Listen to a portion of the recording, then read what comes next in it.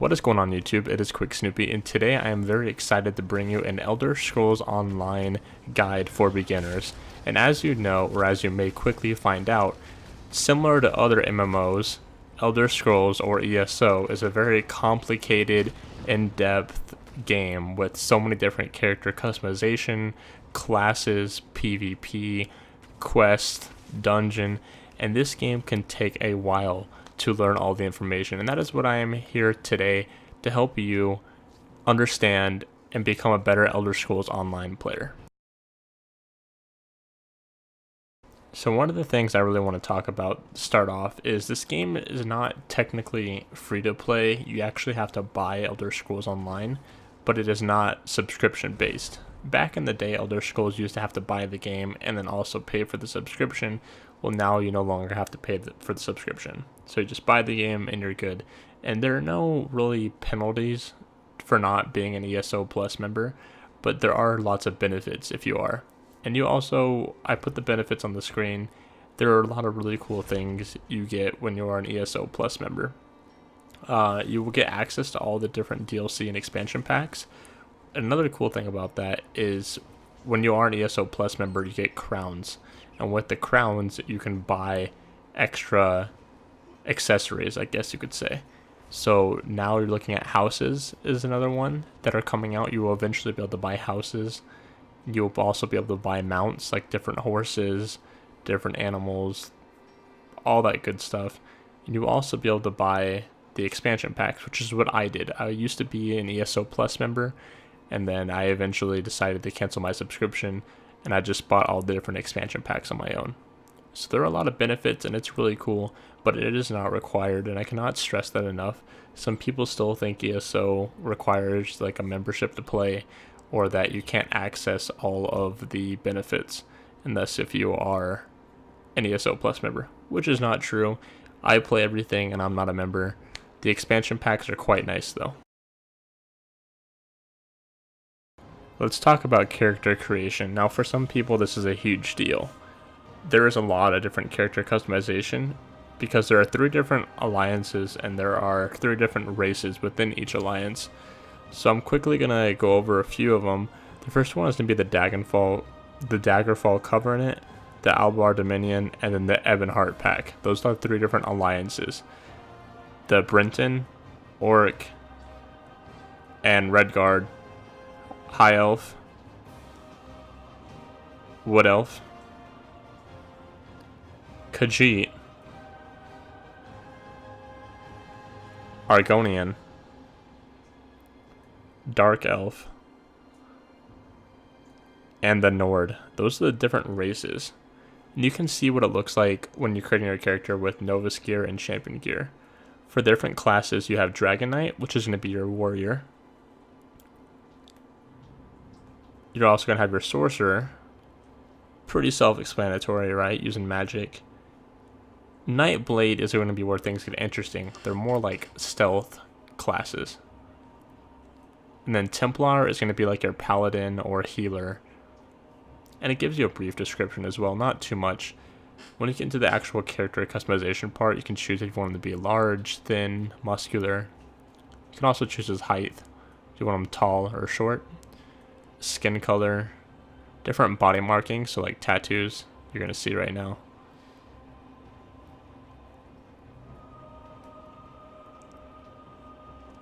And it gets super in-depth. You can actually change his torso size, chest size.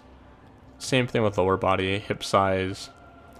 We can move over to different face types. And you're going to see heroic, angular, soft. You can choose different voices for your character. You can choose different hairstyles. Different hair colors. You can also choose his age. How old do you want him to look?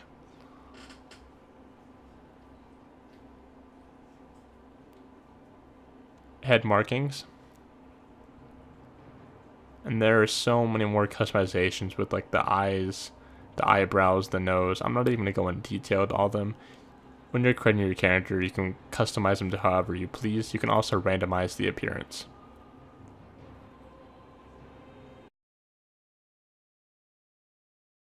Let's talk about some of the unique aspects of the user interface. When you press I, it's going to bring up your inventory. This is if you're on the computer. And on the left side, you're going to be able to see your equipped armor and apparel. You're also going to be able to see your health recovery, spell damage, weapon damage, all the other information that you might need to know. On the right side is actually going to be your inventory. And you'll be able to see your inventory space. It'll say below. I have currently upgraded my inventory space to 90. On your inventory, you can categorize things by quest, miscellaneous, armor, weapons. If we press C, you can actually look at your stats, pretty much some of the same stats, but you'll also be able to upgrade your health and stamina every time you level up through here.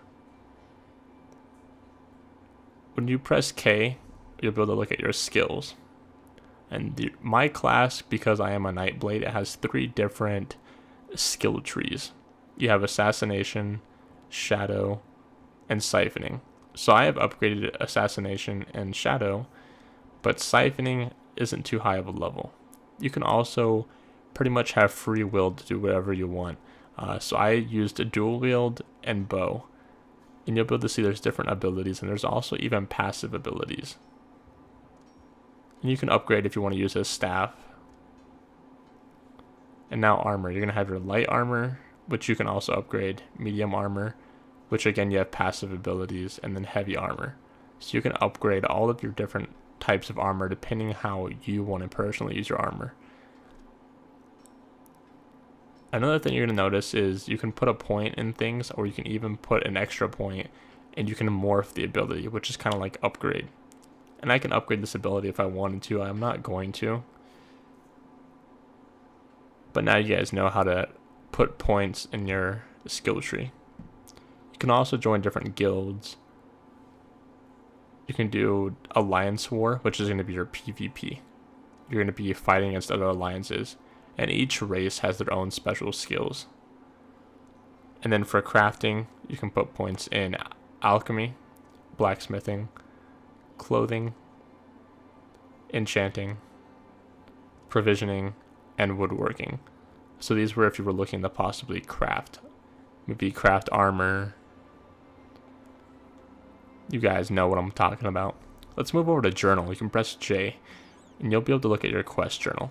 Now here you'll be able to see all the different quests that you have actively going on. And the current limit is 25. You also can look at your lore library.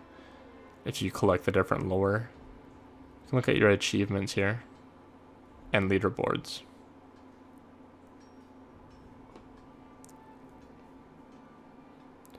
You can press U and go to your collections. These are going to be things that you have bought. Maybe from the Crown store. See, most of these I don't have. And you can press M and look at your map. And you can zoom out. Elder Scrolls is a pretty big game. We can look at your group finder. Now when you do this, you can actually you can see who's in your group, you can do a dungeon finder, and you can also join an alliance war. Here you can look at your friends. If you press G, you can look at your guilds.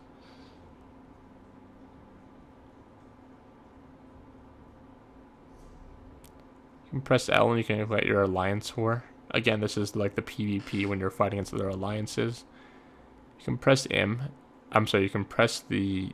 I have my different key binding set, but you can check your mail.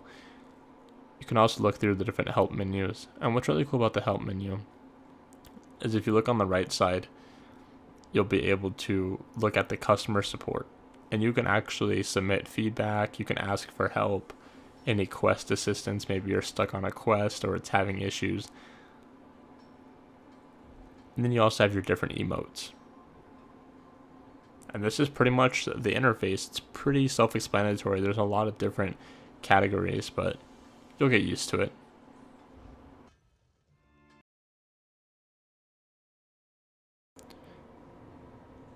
Wayshrines are the equivalent to fast travel in this game.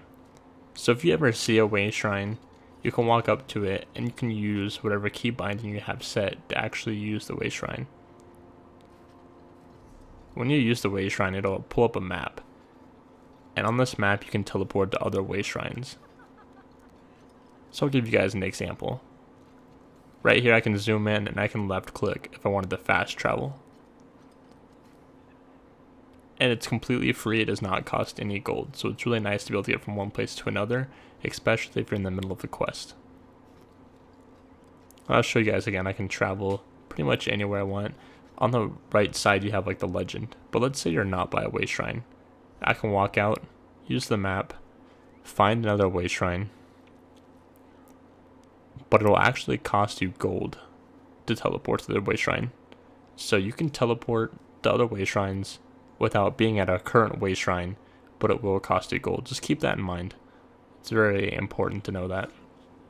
Otherwise, you can get to the nearest Wayshrine, and you can also use that Wayshrine to teleport you across the map. So hopefully it makes sense. Just remember that you have to actually discover the Wayshrine before you can use it, and before it'll appear on the map. Everybody enjoys PvP, so I'm kind of going to explain. I'm pretty sure that they changed the level required to do PvP. It might be level 10. Double check and make sure. But if you go to the top where I showed you on the user interface, you will actually be able to go to the Alliance War. And there are different campaigns, is what they're called. So you have like a 30-day non-champion, and champion means you've reached over level 50. You have 30-day standard, below level 50, and you also have 7-day resources. And they have different names for the Alliance War, and you can see how many people are actually in them. Some of them are very low populated, while others are very high populated. You can also see how many of your friends are in them. And if you really want to join, you just have to double click one of the campaigns and you'll be able to join. You can look at the overview here and see how many potential points you have for different campaigns. Now you can only be in one campaign, you can only have one home campaign, but you can enter other campaigns as a guest. I'm also going to show you the group finder. So this is going to be like the dungeon finder. At the top you can choose if you want to be a tank, a healer, or damage, whatever you specialize in, or whatever role you want to be in the group. You're going to see the group, dungeon finder, and Alliance War. You can't really look at the Alliance War until you're actually there, but I want to focus on the dungeon finder. So you want to look at the daily bonus rewards. You get bonus rewards, you get supplies, and you get an extra 40,000 XP for doing it. And you just click join queue at the bottom, or you can hit specified dungeon. And let's say you pick a few dungeons that you want to do, a few dungeons that you have unlocked, and then you can hit join queue, and it'll place you in a queue with other players who are also looking for dungeons. So it's pretty easy, and you can also get a lot of XP. I really hope this guide helped you out. This is a beginner's guide, and I didn't go over everything because that would take a while, and I wanted you guys to be able to get the basics and understanding of Elder Scrolls. A lot of it is just going through and learning things because there's so much to do, and you have to figure out what's best for your character. So there's not really a right or wrong thing to do in this game. But if this video did help you out, I encourage you to like the video, share it with a few friends, and maybe I'll continue this series and help you guys out with some more detailed and in-depth guides on Elder Scrolls. Thanks, and I hope you guys all have a great day. Peace. Isn't easy to show with the weight of the world on my shoulders. I know I told you it's the best light I know. It's not a game that I am playing. My love, trying to hold my feelings.